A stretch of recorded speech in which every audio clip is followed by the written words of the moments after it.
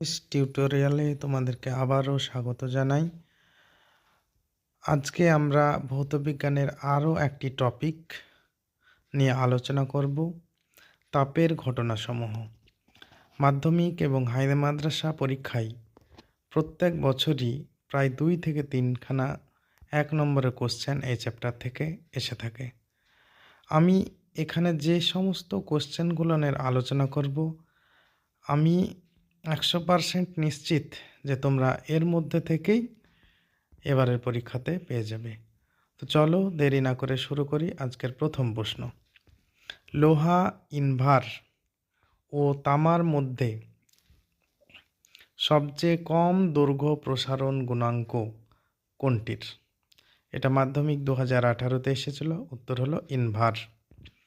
অ্যালুমিনিয়ামের দৈর্ঘ্য প্রসারণ গুণাঙ্ক 24 × 10⁻⁻6 ডিগ্রি C⁻⁻1 হলে এসআইতে এর একক কী হবে? এমপি 2024, মাধ্যমিক 2024-এ এসেছিল। তো এর একক কিছুই নয়, ডিগ্রি C⁻⁻1কে K⁻⁻1 করতে হবে, অর্থাৎ 24 × 10⁻⁻6 × K⁻⁻1। এখানে মানের কোনো চেঞ্জ হবে না।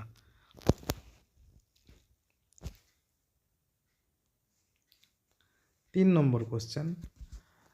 লোহা, তামা ও অ্যালুমিনিয়ামের মধ্যে সবচেয়ে বেশি দৈর্ঘ্য প্রসারণ গুণাঙ্ক কার? উত্তর হচ্ছে অ্যালুমিনিয়াম। এখানে নোট বলে একটি কথা লেখা হয়েছে। তো নোটটা যদি মুখস্থ করো, আমি মনে করি এর মধ্যে থেকে যাই আসুক না কেন তুমি পেরে যাবে। দেখো, কঠিনের দৈর্ঘ্য, ক্ষেত্র ও আয়তন প্রসারণ গুণাঙ্ক এবং তরলের আপাত বা প্রকৃত প্রসারণ গুণাঙ্কের একক শুধুমাত্র উষ্ণতার এককের উপর নির্ভরশীল। আমরা জানি যে কঠিনের দৈর্ঘ্য, ক্ষেত্র ও আয়তন প্রসারণ গুণাঙ্ক, তরলের আপাত প্রসারণ গুণাঙ্ক, প্রকৃত প্রসারণ গুণাঙ্ক, এদের যারই একক বলে না কেন তোমাকে একটাই উত্তর হবে।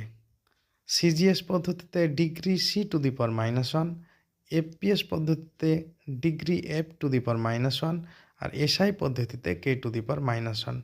এখান থেকে মাধ্যমিক 2018-তে পরীক্ষায় এসেছিল। মানে এখানে যেগুলোর কথা উল্লেখ করা হলো প্রত্যেকটার সিজিএস, এফপিএস আর এসআই একক একই। 4 নম্বর কোশ্চেন। আয়তন প্রসারণ গুণাঙ্কের একক কী? আমি একটু আগেই বললাম K⁻⁻1 বা ডিগ্রি C⁻⁻1। যদি সিজিএস বা এসআই উল্লেখ না করে তোমাকে দুটোই বলতে হবে। এটা মাধ্যমিক 2020-তে এসেছিল। আজকের 5 নম্বর কোশ্চেন। এটা যদিও মাধ্যমিকে এখনো পর্যন্ত আসেনি, তবে এবারের বিভিন্ন টেস্ট পরীক্ষায় দেওয়া হয়েছিল কোশ্চেনটি।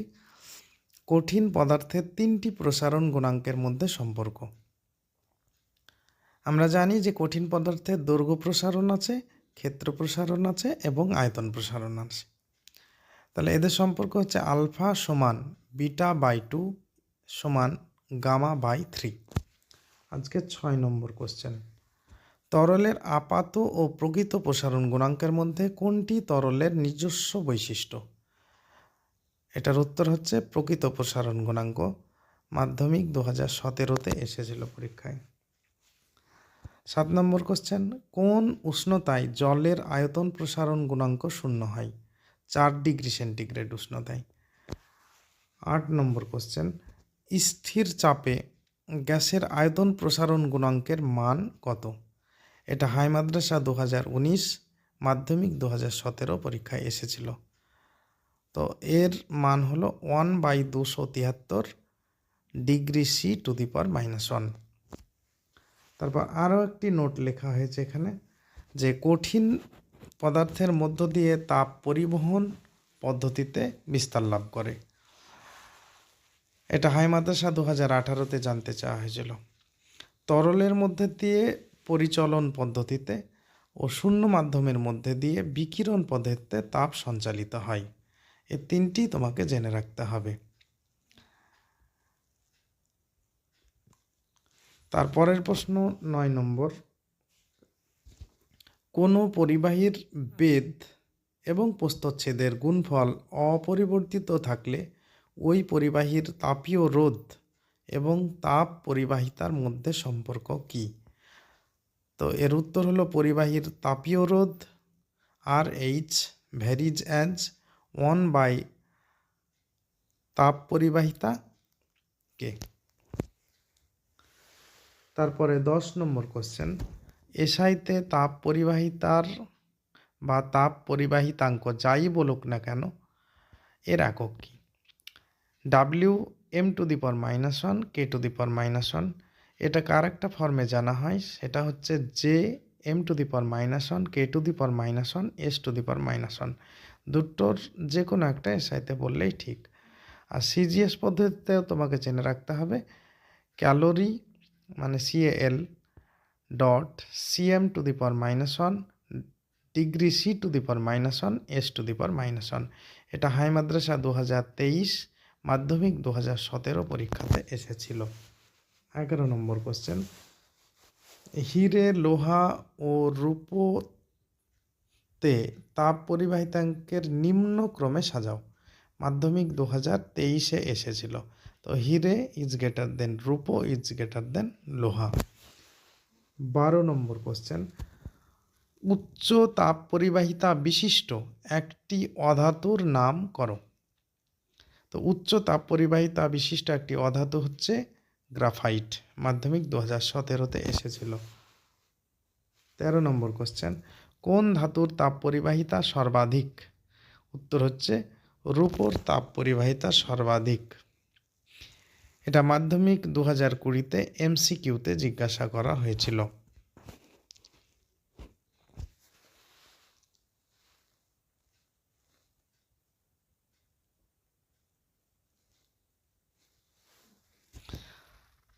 চোদ্দ নম্বর কোশ্চেন, তাপের সুপরিবাহী তরলের নাম লেখো।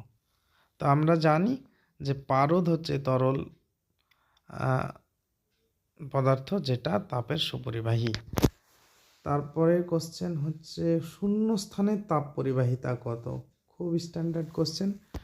শূন্য স্থানের তাপ পরিবাহিতা হচ্ছে 0। 16 নম্বর কোশ্চেন, কঠিনের কত প্রকার তাপীয় প্রসারণ গুণাঙ্ক আছে? মাধ্যমিক 2019 এসেছিল। এর হচ্ছে কঠিনের 3 প্রকার তাপীয় প্রসারণ গুণাঙ্ক আছে, যথা দৈর্ঘ্য প্রসারণ গুণাঙ্ক, ক্ষেত্র প্রসারণ গুণাঙ্ক, আয়তন প্রসারণ গুণাঙ্ক। প্রত্যেকটা প্রসারণ গুণাঙ্কের একক একই। তারপর তরলের কত প্রকার তাপীয় প্রসারণ গুণাঙ্ক আছে?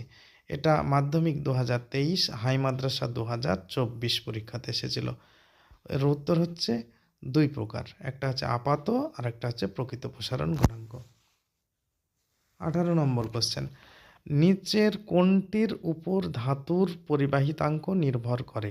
মাধ্যমিক 2017 এসেছিল। তো এর উত্তর হচ্ছে উপাদানের প্রকৃতির উপর পরিবাহিতাঙ্ক নির্ভর করে। ঠিক না ভুল এখান থেকেও বেশ কিছু কোশ্চেন করা হয়েছিল। কঠিনের দৈর্ঘ্য প্রসারণ গুণাঙ্কের মান সেলসিয়াস স্কেল ও কেলভিন স্কেলে একই হয়। আমরা জানি যে উষ্ণতার স্কেলের উপর নির্ভর করে, তাই এটার উত্তরটা হচ্ছে ঠিক। এটা মাধ্যমিক 2023 এসেছিল। বি নম্বর, তামা, ইনভার, লোহার মধ্যে লোহার রৈখিক প্রসারণ গুণাঙ্ক সর্বনিম্ন। এটাও ঠিক, মাধ্যমিক 2020 এসেছিল। কোনো তরলের প্রকৃত প্রসারণ তরলটি যে পাত্রে রাখা হয় তার প্রসারণের উপর নির্ভর করে। এটাও ঠিক, মাধ্যমিক 2018 এসেছিল। কোনো বস্তুর মধ্যে দিয়ে তাপ পরিবহনের সময় বস্তুর উপাদান কণাগুলির স্থান পরিবর্তন হয়। মানে কোনো বস্তুর মধ্যে দিয়ে তাপ পরিবহন হচ্ছে, আমরা জানি যে কঠিন বস্তুর মধ্যে দিয়ে তাপ পরিবহন হয়, অর্থাৎ পরিবহন পদ্ধতিতে তাপ যায়, কিন্তু কঠিন পদার্থের কণাগুলি এক জায়গা থেকে অন্য জায়গায় স্থানচ্যুতি হয় না। কিন্তু এখানে হয় বলা আছে, তাই ভুল হবে। মাধ্যমিক 2019 এসেছিল। তারপরে হীরের তাপ পরিবাহিতা খুব বেশি। এর হচ্ছে হাই মাদ্রাসা পরীক্ষায় 2024 এসেছিল। এখানে ট্রু ফলস লিখতে দেওয়া হয়েছিল। এর উত্তর হচ্ছে ফলস। সব থেকে তাপ পরিবাহিতা বেশি হচ্ছে রূপোর। তারপরে কোশ্চেন, তাপ সঞ্চালনের কোন পদ্ধতিতে মাধ্যমের কণাগুলির স্থানচ্যুতি ঘটে না? উত্তর হচ্ছে পরিবহন। আমরা জানি যে পরিবহন পদ্ধতিতে যদি কোনো বস্তুকে, কঠিন বস্তুকে যদি গরম করা হয়, উত্তপ্ত করা হয়, যেমন লোহা, তাহলে লোহার যে কণাগুলো এক জায়গা থেকে অন্য জায়গায় যাবে না। আর স্থানচ্যুতি ঘটে যদি তোমাকে জানতে চাওয়া হতো, তাহলে এর উত্তর হতো পরিচলন। আমরা জানি যে তরল পদার্থের মধ্যে দিয়ে পরিচলন প্রক্রিয়াটি ঘটে, অর্থাৎ তরলের মধ্যে দিয়ে পরিচলন প্রণালীতে তাপ যায়, আর এক্ষেত্রে মাধ্যমের কণাগুলো এক জায়গা থেকে অন্য জায়গায় স্থানচ্যুতি হয়। তুমি যদি জানতে চাও যে কিভাবে হয়, একটা পাত্রে যদি জল গরম করা হয়, তাহলে জলের যে ওই পাত্রের নিচের দিকে যে জলটা থাকে সেটা উত্তপ্ত হয়ে বুদবুদ আকারে উপরে উঠে আসে, তখন উপরের জলকণা নিচের দিকে যায়, আবার উত্তপ্ত হয়ে ও চলে আসে। এইভাবে পরিচলন পদ্ধতি, অর্থাৎ তরল পদার্থের মধ্যে দিয়ে যদি তাপ পরিবহন হয়, পরিচলন হয়, তাহলে স্থানচ্যুতিটা ঘটবে কণার। এখানে জলের কণাগুলো স্থানচ্যুতি ঘটে। পরের কোশ্চেন, যে সূর্য থেকে তাপ কোন প্রণালীতে পৃথিবীতে আসে? সূর্য থেকে তাপ বিকিরণ প্রণালীতে পৃথিবীতে আসে। এটা হাই মাদ্রাসা 2020-তে এসেছিল। তারপরের কোশ্চেন, ধাতুর তাপ পরিবাহিতাঙ্ক নির্ভর করে। আমরা একটু আগেই মাধ্যমিক 2017-তে পরীক্ষার কোশ্চেন পেয়েছিলাম। তো ধাতুর তাপ পরিবাহিতাঙ্ক নির্ভর করে ধাতুর উপাদানের প্রকৃতির উপর। এটাও হাই মাদ্রাসা 2020-তে এসেছিল। তো ঠিক আছে, আজকে এই পর্যন্তই। তাপের ঘটনাসমূহ চ্যাপ্টারের আমরা 1 নম্বরের কোশ্চেন নিয়ে আলোচনা করলাম। তোমরা সকলে বাড়িতে এগুলা নোট করে নিও এবং তোমরা একবার অন্ততপক্ষে রিডিং দিয়ে যাবে, যাতে করে তোমরা এখান থেকে যে কোনো প্রশ্নের উত্তর পেরে যাও। আমি মনে করি যে এখান থেকে তোমার মাধ্যমিক পরীক্ষায় আসবেই এবং তুমি 100-তে 100% পেরে যাবে, এ বিষয়ে কোনো সন্দেহ নাই। তো ঠিক আছে, চলো আজকে এই পর্যন্তই। সকলের কাছে একটি অনুরোধ, আমার চ্যানেলটা তোমরা সাবস্ক্রাইব করে রেখো, ভালো ভালো কমেন্ট করো। দেখো, তোমাদের জন্য এত কিছু খেটে তৈরি করা, তোমাদের ভালো হলেই ভালো। ঠিক আছে, থ্যাংক ইউ। আজকে এই পর্যন্তই, ধন্যবাদ।